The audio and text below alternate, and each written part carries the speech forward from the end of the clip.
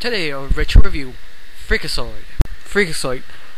Freakazoid is not a normal superhero. In fact, the origin of Freakazoid is this computer geek who actually typed in his computer, got sucked in the internet, and become Freakazoid nowadays. And Freakazoid, it's kind of hard to explain what he is. You could say he's like Jim Carrey. Yes, over exaggerated, over zoipic, you could say, of Jim Carrey. But it just put like a normal situation and he just be himself. That's pretty much Freakazoid. And interesting enough, Freakazoid have a different similar powers like every other superhero. He got super speed, and super strength. But weird, he doesn't know how to fly, but he pretends to. He also, more stranger is, he has a freaker car, and he drives it, and he could run super speed. Yeah, it's weird. It's a Jim Carrey thing nowadays, and he has no ability to drive people crazy, to people insane. It's very different. This was experimental show nowadays, and it shows. The story shows very well how different it is. I think that's what I can say for right now. Now let's talk about the characters. I really talked about Freakazoid. He's just a random, strange superhero, but he also has a other side of him, be called Dexter, the geek. The geek is pretty much what you define as a geek. He's weak, he's nerdy, he's pathetic.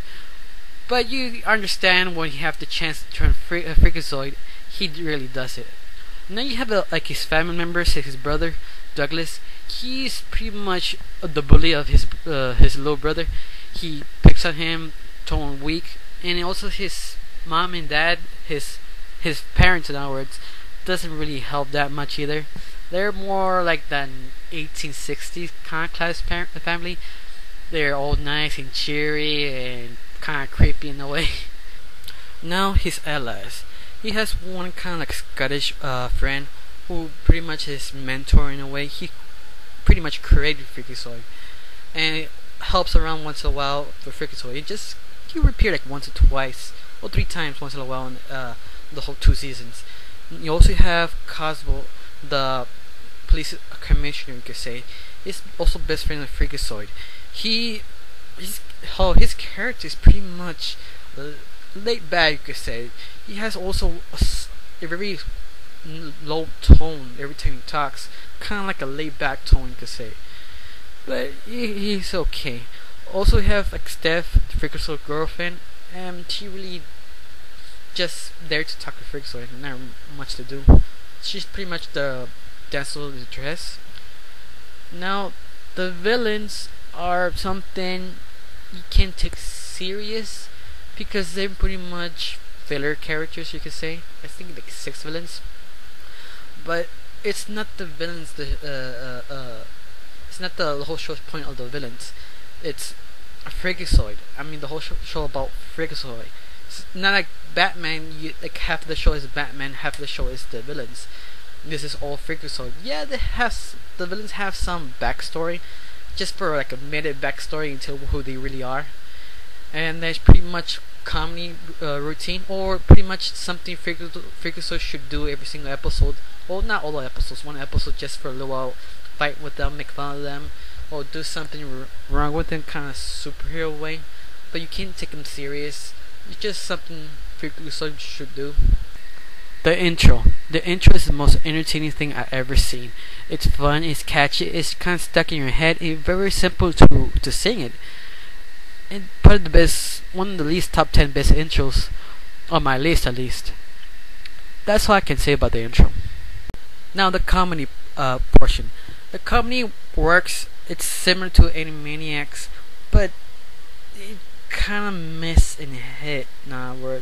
Do mind, this was experimental show, so it's some of the jokes fell flat, some do work, some you just it's a chuckle. This was decent, nothing special. It's not the level of Animaniacs. This was like a level before. In fact, I'm kind of enjoying some of the jokes. Like, yeah, this is our 2nd season. We barely make it a 2nd season, so they pretty much know and telling you this is the last season they're gonna make it with a joke. In other words, They often repeat that in the season 2. That's all I can say of the comedy portion. Now, my conclusion of this show was a very good and different show. I mean, it shows it's trying to be so different than the average superhero cartoon, you could say, and you kind of feel what they're trying to do, but at the end it kind of feels kind of flat. I mean, if you see a show, a comedy show or superhero show, if you see 3 or 4 episodes straight, you sit down and you finish it, you pretty much say, wow, it's a good show.